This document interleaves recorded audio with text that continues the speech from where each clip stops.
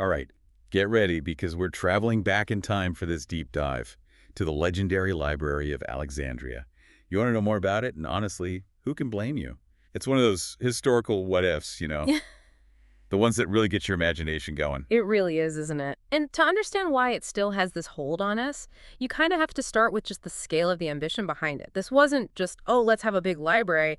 This was about a thirst for, well, all A knowledge. thirst for all knowledge. Yeah, the Ptolemies, the rulers of Egypt after Alexander the Great, their goal was to literally house every single scrap of human knowledge. Can you imagine?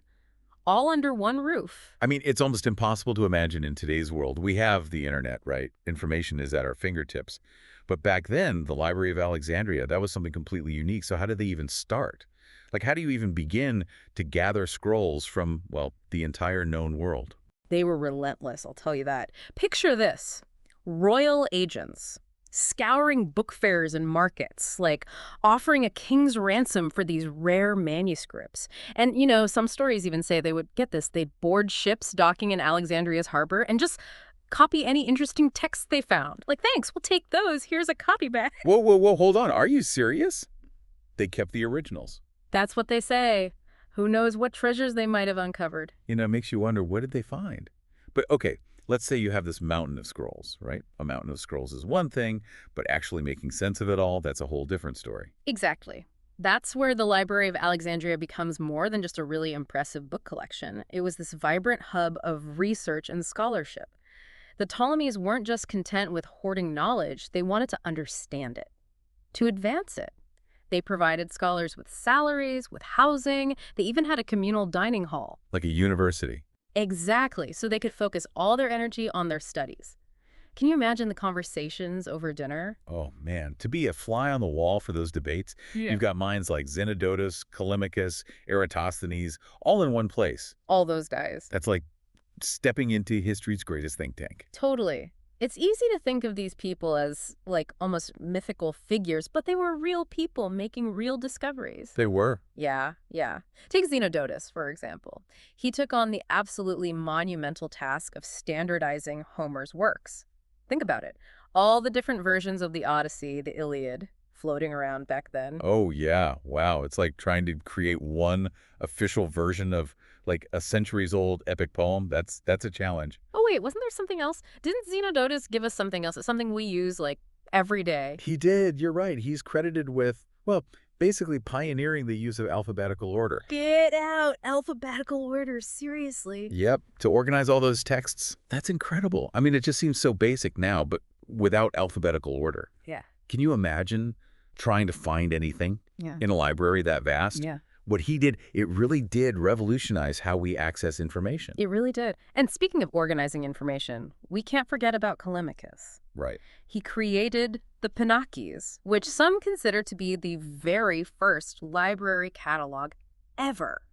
We're talking about an estimated 500,000 scrolls. Can you imagine? Trying to organize that much information before computers, before databases, it's mind-boggling. And then you have someone like Eratosthenes, who used his time at the library to, well, basically measure the Earth. Oh, right. He figured out the Earth's circumference, didn't he? He did. With remarkable accuracy, too, just Yeah. using shadows and geometry. And keep in mind, this is centuries before Columbus. Wow. These Yeah. scholars weren't just studying in the past, they were pushing the boundaries of what was known about the world itself. It really highlights how the Library of Alexandria was a place of, like, discovery, not just preservation. Yeah. But like all great things, even the library, well, it had its end. And that's a whole other mystery that's kept people guessing for centuries. So what do we actually know about its decline? It's definitely a complex story. You can't really pinpoint a single event that wiped it out. There seems to have been this gradual decline, starting with Ptolemy VIII, one of the later rulers. Okay. He wasn't exactly a patron of the arts and sciences, let's just say. He actually ended up expelling a lot of scholars from Alexandria. Not a fan of the library then. But of course, the event that most people think of is the fire, right? Yeah. Started by Julius Caesar. Ah, yes. 48 BC, a year that still sends chills down the spines of book lovers everywhere. But like so much about the library, even that event is, well, it's shrouded in uncertainty. We know Caesar was battling it out in Alexandria's harbor, and a fire accidentally spread to the city. Talk about collateral damage. So was that it then? The library was completely destroyed. It's a question scholars are still debating today. I mean, we have some accounts from the Roman historian Livy who claimed that Caesar's fire destroyed something like 40,000 scrolls. 40,000. 40,000. But then you have others like the geographer Strabo. He wrote about visiting get this, a functioning Martian, the research institute attached to the library, Yeah. decades after the fire. So maybe not total destruction, but definitely damage. What happened in the aftermath? Did the library survive in some form? Well, the evidence suggests that at least part of it did. We know of a scholar named Didymus Chaucenterus who was working in Alexandria just a few decades after the fire. Okay. And this guy was prolific, said to have written thousands of books. Thousands. That's a lot of writing. He must have had some serious resources at his disposal to be that productive. Exactly. It's hard to imagine him accomplishing that without access to, well, a substantial collection of scrolls and resources, which suggests that the library, or at least a big chunk of it, might have been rebuilt, or continued to function in some form after the fire. Okay, so if Caesar's fire didn't completely wipe out the library, what finally led to its demise? Well, the trail gets a little harder to follow as we move into the Roman period. It seems that Alexandria itself, declined in importance within the Roman Empire, and the library's fortunes probably mirrored that decline. Yeah. But there's another piece to this puzzle, a really fascinating one, the Serapeum. Right, the daughter library, right? Yeah. You mentioned it earlier. How did it fit into the whole Library of Alexandria story? So the Serapeum, it was initially built to house overflow scrolls from the main library. But as the centuries passed, it seems like it took on a more central role. There's evidence that suggests it actually became Alexandria's primary library, Oh. attracting scholars and philosophers even into the later Roman period. Didn't the famous female philosopher Hypatia work there? She did. Hypatia was a leading thinker of her time, mathematician, astronomer, head of the Neoplatonist school of philosophy in Alexandria. And the Serapeum was a center for Neoplatonism, which, to put it simply, tried to combine the teachings of Plato with other philosophical and religious ideas. It's a reminder that the library's legacy, it wasn't just about scrolls and texts, it was about the ideas, the intellectual communities that thrived within its walls. It's fascinating to think about, the Serapeum becoming this hub for these new ideas, even as the main library was in decline. But sadly, I remember reading that Hypatia met a rather tragic end. Yeah, she did. Hypatia was murdered by a mob in 415 AD, a victim of the political and religious turmoil of the time. It's a reminder that even in these centers of learning, knowledge, reason, they can be fragile things. And the Serapeum itself, sadly, it was destroyed just a few years later, in 391 AD, under a decree by Bishop Theophilus. So between the decline of the Roman Empire, Caesar's fire, the destruction of the Serapeum, it's no wonder we're left with more questions than answers about the Library of Alexandria. Right. And to add to the whole mystery, there are these even later accounts about the library's destruction that, well, most historians now consider them more legend than fact. Have you heard the one about Caliph Umar? Ordering the burning of the library scrolls to, to heat the bathhouses of Alexandria. That's the one. Yeah, it's a dramatic story. Yeah. But I'm guessing not entirely accurate. Probably not. Most historians think that account was written centuries after the events were supposed to have happened, probably intended as propaganda. Wow.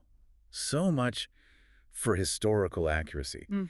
But even if we don't have all the details about its destruction, it's clear that the Library of Alexandria, it left behind an incredible legacy. Absolutely. It really set the standard for what a library could be, a place not just to preserve knowledge, but to create it. And the idea itself, this idea of gathering all of human knowledge in one place, across disciplines, that is resonant. I mean, it still resonates with us today, in the age of the internet. That's so true. It was like the Library of Alexandria was like a precursor to this interconnected world we live in now. And the scholars who work there, they remind us that knowledge isn't static. It's something to be explored, debated, expanded upon. They were always pushing the boundaries of what was known, making groundbreaking discoveries, just like Eratosthenes measuring the earth. It's incredible how much they accomplished with, the limited tools they had. Though part of me does wonder what was in those lost scrolls. Yeah. What other secrets, what knowledge might have been housed within the Library of Alexandria? That's a question that'll probably intrigue people forever, right? What treasures might be in that lost catalog? I know.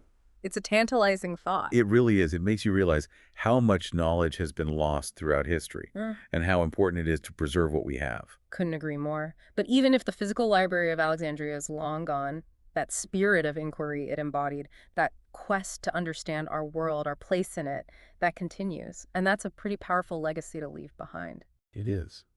Well, you've given us a lot to think about today. I feel like this whole deep dive has just deepened my fascination with the Library of Alexandria. Who knows what other mysteries and discoveries are still waiting to be uncovered? Thanks for joining us on this journey. And a huge thank you to you for sending in this request. We always love diving into these fascinating corners of history with you. Until next time, keep exploring.